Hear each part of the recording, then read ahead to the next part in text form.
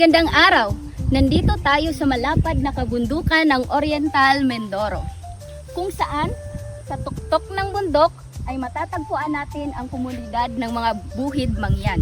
Nandito ako upang ipakita sa inyo ang simple, balanse at payapang pamumuhay at makulay na kultura at paniniwala ng mga buhid mangyan. The buhid mangyan have walked these mountains for centuries, long before the Spanish came. Before roads and cities, they lived in balance with the land. Hindi man naisulat sa mga libro ang kanilang kasaysayan, naipasa naman ito through their chants, tools, weaves, and rituals in rhythms that still echo through generations. Paano? Ito ang ating alamin. Ito ang Aliguyog. Nandito tayo sa Mount Iglit, Isangbaco National Park, a protected area known for its rich biodiversity. The Buhid are believed to have settled in Mindoro, possibly dating back to the pre-Hispanic period. The Buhid primarily inhabit the southern part of Oriental Mindoro and some areas of Occidental Mindoro, often residing in mountainous and remote areas to maintain their traditional way of life. Their way of life has remained relatively isolated, helping them maintain their tradition. The Buhid live a life rooted in simplicity, harmony, and deep respect for nature and community. The concept of Aliguyog is central to their way of living that signifies peacefulness, balance, and non-conflict, shaping a lifestyle that values cooperation over competition and respect over dominance. The Buhid Mangyan are among the 8 recognized Mangyan ethno-linguistic groups inhabiting Mindoro Island. The term Buhid translates to mountain dwellers, reflecting their traditional settlement in the island's interior region. Their history is characterized by a steadfast commitment to preserving their ancestral land and cultural practices, even amidst external influences and colonization.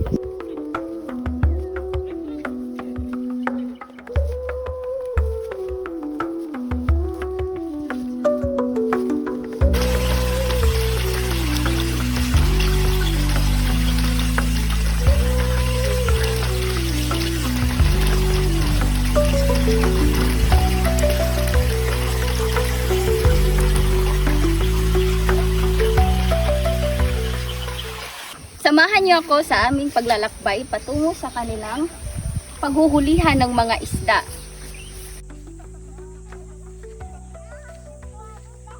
Tingnan niyo guys, parang may nahuhuli na silang mga isda dito. Samahan niyo ko, tara. Let's go! Bukod sa pagtatanim ay nanguhuli din ng mga isda ang mga buhid mangyan sa ilog na malapit sa kanilang komunidad. Kuya, mga anong oras po kayo pumupunta ng ilog? Kanina pang umaga, nanguhuli kami ng isda.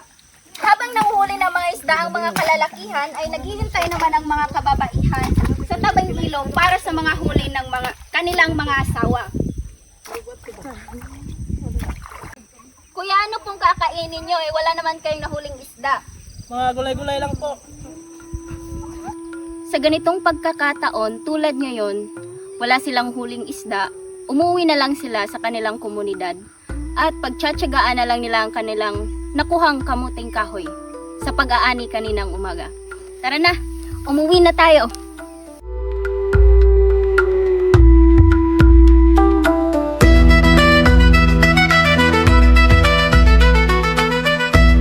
Matapos nating tuklasin ang uri ng pamumuhay ng mga buhid mangyan, ating kilalanin ng mas malalim ang kanilang kultura ayon sa kanilang kasuotan at palamuti sa katawan. Nakakatuwang isipin na napapanatili pa rin nila ang kanilang kultura at tradisyon sa pamamagitan ng pagsuot ng kanilang cultural attire sa tuwing isinasagawa nila ang kanilang ritual. Narito tayo upang ipakita sa inyo ang kanilang mga palamuti at paano nila ito ginagawa. Samahan niyo ako.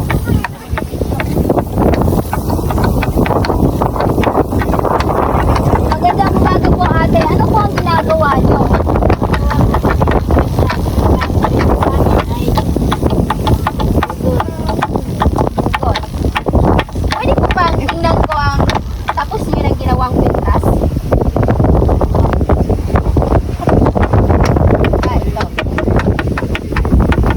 Ito ang kanilang ginagawang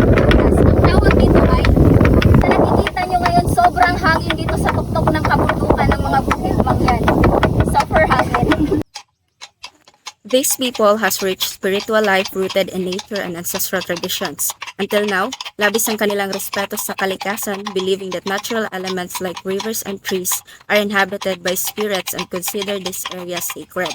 The Buhid keeps their deep connection with nature as part of their cultural identity and heritage. May sariling lingwahe ang mga Buhid Mangyan. Ito ay tinatawag na Buhid, na may sariling sistema ng pagsulat. The Buhid language is part of the Austronesian language.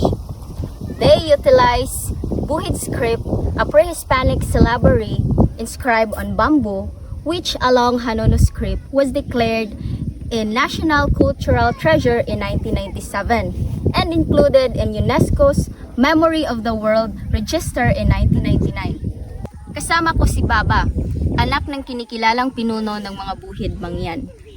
Nandito siya upang ibahagi sa atin ang kanilang lumang poetry. Maaari mo bang iparinig sa amin?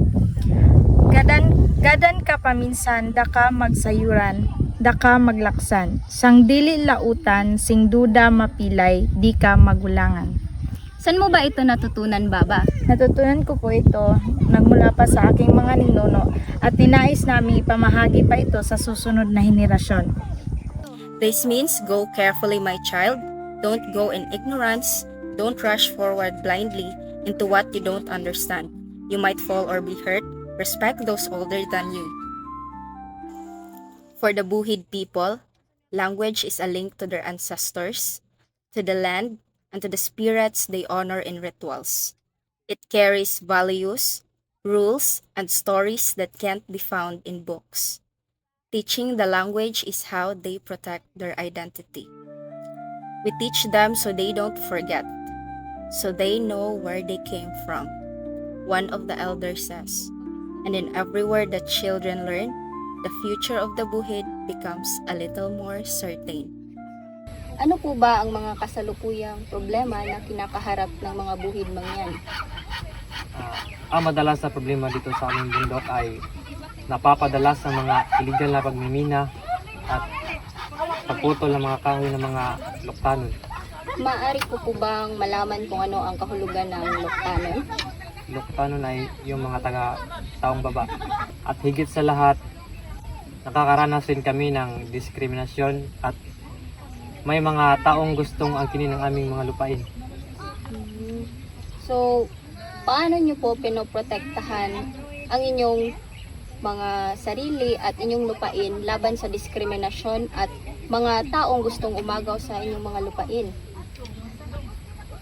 Bukod sa nagpapatrol kami, nagpapasalamat kami sa IPRALO dahil tinutulungan kaming protektahan ang aming ancestral domain. Maraming salamat. Maraming salamat. Nagpapasalamat ako sa oportunidad at sa mainit na pagtanggap ng mga Buhid Mangyan. Marami akong natutunan at sana kayo rin. Because in the heart of Mindoro, one of the Philippines' wildest island, the Buhid Mangyan keeps alive a world that continues to alihuyog, which means to resonate with wisdom, peace, and dignity. Because for the Buhid people, alihuyog is more than just a word. Thank you!